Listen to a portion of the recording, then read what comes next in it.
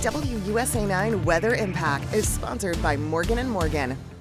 You know, and Caitlin, our news team was talking that weather still has a lot of people talking today. Oh, yeah. And we were talking that the National Weather Service actually gave a specific category for the storms that we saw in our region yesterday. They do, and they do that for storms that reach a specific strength to kind of heighten awareness that we're seeing a really significant storm. And we'll start by showing you some of the images that we saw last night. I mean, everything we saw looked a lot like this, right? Yeah. Trees down on homes, cars, fences, like you see in that instance. And these storms happened really fast, which was also a concern. They were moving east around 45 to 50 miles per hour. So the lead time was not as much as we typically will see sometimes with severe thunderstorms and even with tornado warnings. So we do want to talk a little bit more about what that criteria is, though, from the National Weather Service, because it does distinguish storms in a way that people really need to take them seriously. And that was the case last night. So a base severe thunderstorm warning, the baseline criteria for severe thunderstorm warning is winds of 58 miles per hour or 1-inch size hail.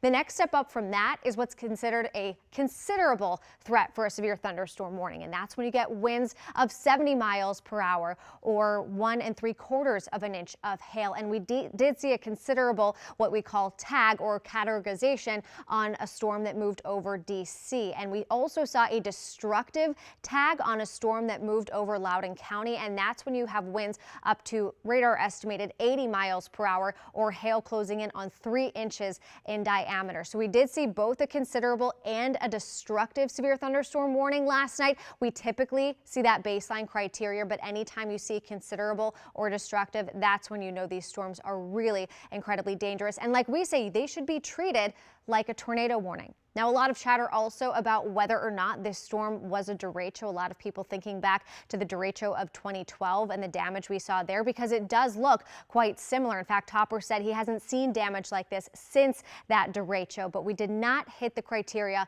for a derecho. For it to technically be considered a derecho, it has to be a path of damage more than 240 miles, which technically, tip to tail, we did exceed if you consider the storm reports we got back into West Virginia and that extended all the way over toward the Delmarva. That was over 250 miles, but it also has to have wind gusts of 58 miles per hour or greater along that path. And we saw more broken segments of significant wind gusts that saw damage. The strongest wind was around the DC metro area, but we did not see that prolonged period of really significant wind to technically make it a derecho.